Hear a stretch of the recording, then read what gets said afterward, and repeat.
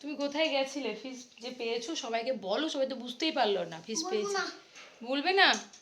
কোথায় গেছিলে ছোটদার সঙ্গে? ঋষি দুপুরে, আমি তো জানি না, ওর ছোটদা আর কাকার সঙ্গে চলে গেছে নদীতে গিয়ে ঋষি কটা ফিশ পেয়েছো?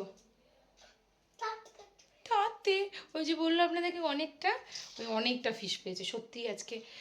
অনেক মাছ পেয়েছে, বেশ বড় বড় মাছ।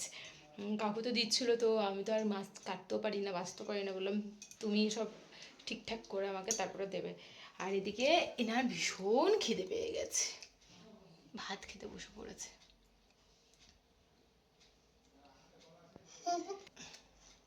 খুব খিদে পেয়েছে, খুব। আর ওয়েট করতে পারছে না ঋষি। আচ্ছা, কী কী রান্না হয়েছে? এ হচ্ছে পটল ভাজা, তারপরে হচ্ছে কি করলা ভাজা, কুমড়ো ভাজা, মানে মিষ্টি কুমড়ো আর কি।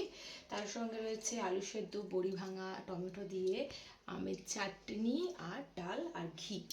এই হচ্ছে লাঞ্চের মেনু।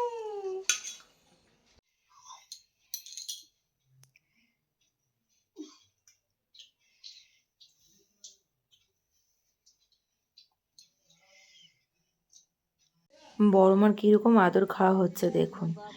আর এই মানুষটা এই বয়সেও ঋষিকে কোলে না নিলে শান্তি পায় না।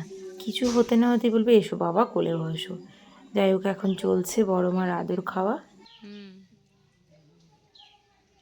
আমি আর ঋষি এসেছি বিকেল একটু ছাদে ঘোরাঘুরি করতে, কিন্তু আমার ব্যাকের ভিউটা জাস্ট অসম। আপনাদেরকে একবার দেখাই, চলুন। এই হচ্ছে আজকের সন্ধ্যের আকাশ, কি সুন্দর লাগছে দেখুন, অসাধারণ। আর এই যে আমার মহাপ্রভুর খেলা চলছে।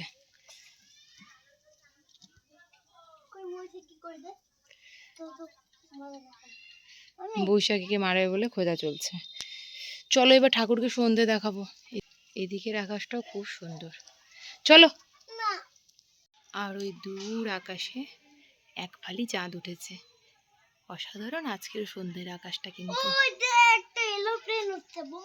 দেখুন আকাশের শোভা কেমন পরিবর্তন হয়ে গেল।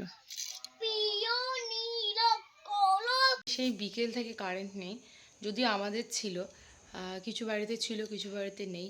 আর তারপরে সন্ধ্যে থেকে আমাদেরও নেই, তখন থেকে তো ইনভার্টার চলছেই। এবার বুঝতে পারছি না সারা রাত, আশা করি চলে যাবে, তবে বোঝা যাচ্ছে না, তবু কনফিউশনের মধ্যে রয়েছি। যাই হোক, আপাতত এই জানলা টানলা খুলে দিয়ে আজকে একটু ঘুমাতে হবে, নাকি ঋষি? সারা সন্ধে ঠাম্মিদের বাড়িতে গিয়ে কি কাণ্ড কারখানা ঘটালো ঋষি, হাসাহাসি, মারামারি, গুলু গুলু, কাতুকুতু, কত কিছু হলো। ওর বাবারি, এই এবার আমার সঙ্গে হচ্ছে। আর এই ভূমিকম্পকে সঙ্গে নিয়ে আজকে ব্লগটাকে এখানে এন্ড করছি। দেখা হবে কালকে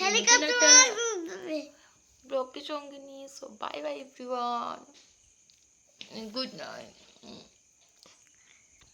কত আদর হচ্ছে, কত আদর।